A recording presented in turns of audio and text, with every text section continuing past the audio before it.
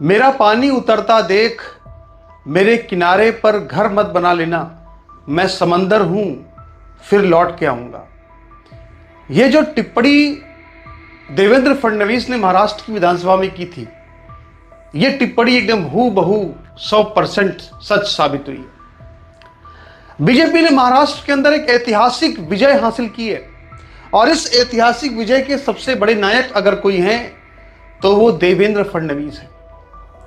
इस बार का जो चुनाव का परिणाम आया है, चाहे वो महाराष्ट्र का विधानसभा चुनाव हो, चाहे वो झारखंड का विधानसभा चुनाव हो, चाहे वो उत्तर प्रदेश के उपचुनाव हो, ये हर चुनाव अपने आप में कोई ना कोई संदेश देते हैं, कोई ना कोई बात कहते हैं। और इन चुनावों का जो पूरा विश्लेषण है मैं यहां पे करने जा रहा हूं। सबसे पहले हम बात करेंगे महाराष्ट्र की, इसके बाद हम बात करेंगे उत्तर प्रदेश के विधानसभा उपचुनाव की, जिस पर सबसे ज्यादा निगाहें लगी हुई थी और जिसको लेकर सबसे ज्यादा विवाद हुआ था और दंगे फसाद और पथराव और गोली क्या क्या चल रहे थे।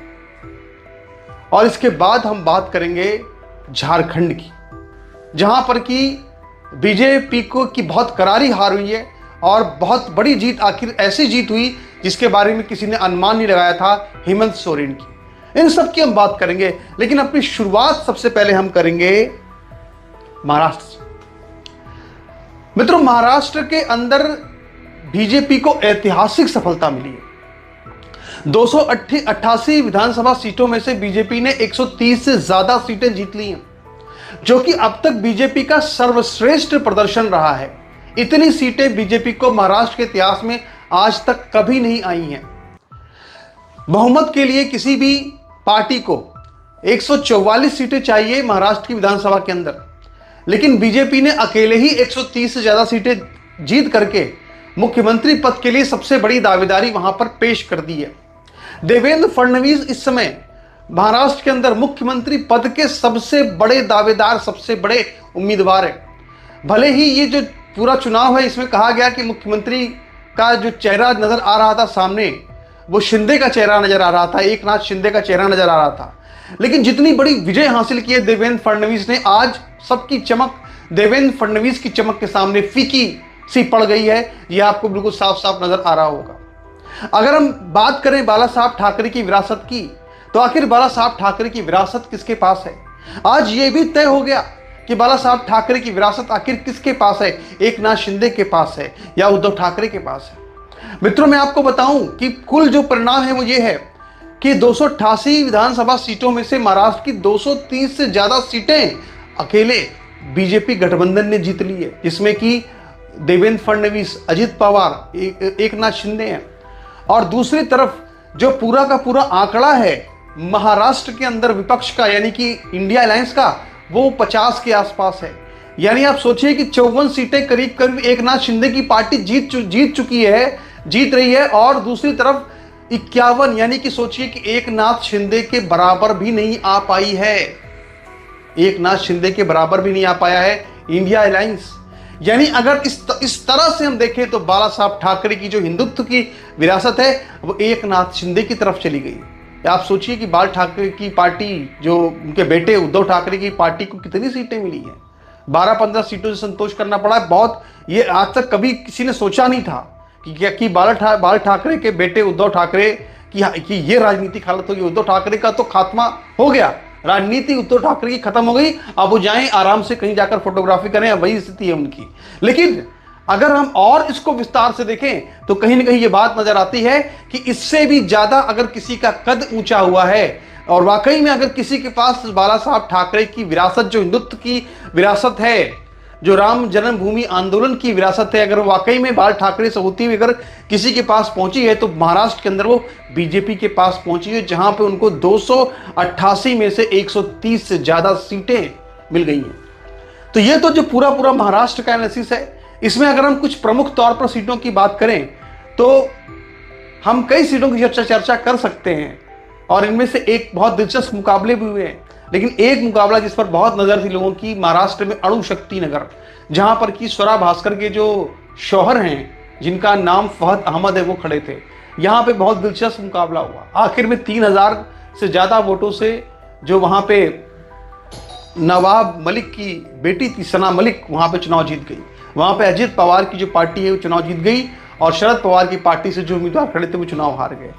अब जो पूरा कांग्रेस पार्टी का स्टैंड क्या रहा महाराष्ट्र को लेकर के, देखिए महाराष्ट्र को लेकर के सबसे पहले तो बात देखा गया कि पूरे लगभग शाम को 4 बजे तक जितने भी पूरी की पूरी कांग्रेस पार्टी थी, कोई भी अपने मुंह से एक बार भी ईवीएम खराब होने का नाम नहीं ले रहा था। लेकिन आज शाम 5 बजे के बाद जब पवन खेड़ा ने एक प्रेस कॉन्फ्रेंस की तो उन्होंने फिर ईवीएम पर सवाल खड़े किए महाराष्ट्र के अंदर। अगर हम बात करें झारखंड की मित्रों, तो झारखंड के अंदर बीजेपी को एक बहुत ही वहां पे बुरी हार नसीब हुई है।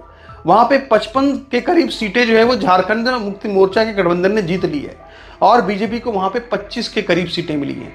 सबसे बड़ी बात जो ये है कि बीजेपी ने सबसे बड़ा जो मुद्दा उठाया था, रोटी बेटी, यानी कि जो वहां पे बेटी के साथ लव जिहाद हो रहा था, रोटी यानी कि जो घुसपैठिए थे रोहिंग्या बांग्लादेशी, वो जो रोजगार छीन रहे थे, इसके वहां माटी यानी कि जमीन पर भी कब्जा कर रहे थे लव जिहाद के माध्यम से, शादियों के माध्यम से आदिवासी लड़कियों से।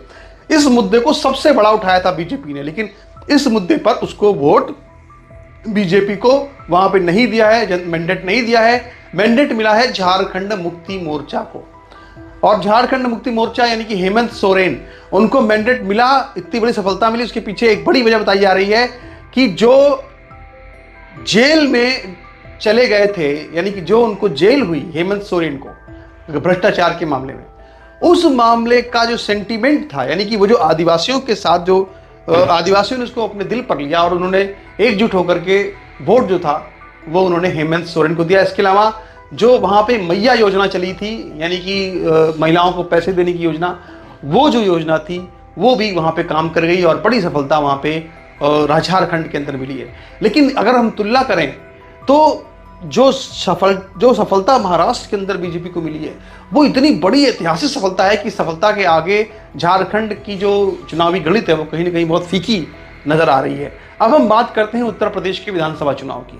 मित्रों, उत्तर प्रदेश का जो पूरा विधानसभा चुनाव हुआ है, माफ कीजिएगा उपचुनाव जो हुआ है उत्तर प्रदेश की विधानसभा का, इस उपचुनाव में 9 में से 7 सीटों पर बीजेपी ने बहुत बड़ी जीत हासिल की है। जो सीसामऊ की सीट थी वहां पर 7-8 हजार वोटों से जो इरफान सोलंकी की पत्नी है वो वहां पे चुनाव जीत गई हैं, जो कि वहां से कई बार विधायक भी रहे, इस बार उनकी पत्नी विधायक बन गई है। लेकिन अगर देखें तो यहाँ पे एक बहुत ही जो जबरदस्त जो सीट देखने को मिली जहाँ की चर्चा बहुत होगी, तो वो सीट है कुंदरकी में 1,96,000 के करीब मुस्लिम वोटर्स हैं। ये पूरी की पूरी 50% से ऊपर वाली मुस्लिम सीट है, मुस्लिम बहु सीट है। लेकिन यहाँ पर बीजेपी के कैंडिडेट जीत गए हैं, और वो इसलिए जीत गए हैं क्योंकि दरअसल वो हिंदू राजपूत हैं, और जो मुसलमान था वो जाति के नाम पर वोट विभाजित हो गया। वहाँ पर 13 बार जो चुनाव हुए उनमें से 9 बार वहाँ पे कोई तुर्क हमेशा, यानी तुर्क मुसलमान जो है वो जीत सका चुनाव, वहाँ पे विधायक बना। और इसीलिए वहाँ पे जो पठान थे उनमें नाराजगी थी, तो पठान मुसलमान जो थे वो तुर्क मुसलमानों से बैर के चलते बीजेपी की तरफ शिफ्ट हो गए, और जो राजपूत मुसलमान थे वो जात के नाम पर, राजपूत के नाम पर जो वहाँ पे जो राजपूत कैंडिडेट थे, हिंदू कैंडिडेट थे बीजेपी के, उनके साथ वहाँ पे शिफ्ट हो गए। तो इस तरह से कुंदरकी सीट जहाँ पे की निर्णायक मुस्लिम वोट था, वहाँ पे बीजेपी की अप्रत्याशित जीत हुई है, जो कि एक बहुत बड़ी जीत है। एक बार फिर से जाहिर सी बात है कि अखिलेश यादव ने इस पर करप्शन के आरोप लगाए हैं और तरह तरह के धांधली के आरोप लगाए हैं, और चुनाव नतीजा लेकिन आम देखा जाए तो योगी आदित्यनाथ के फेवर में रहा है। और बड़ी बात यह है मित्रों की जो ये बात कही जा रही थी कि जो नारा था योगी जी का कि बटेंगे तो कटेंगे, कहीं ना कहीं उस नारे की धमक पूरे देश में सुनाई दी है, लेकिन झारखंड में जो आदिवासी सेंटीमेंट है उसके आगे ये नारा नहीं टिक पाया है। और मित्रों, अब एक बार फिर से मेरी आपसे ये प्रार्थना है कि अगर आप इस YouTube चैनल को, युग चरण को पसंद करते हैं तो आप जरूर इसको वीडियो को लाइक कीजिए, वीडियो को शेयर जरूर कीजिए।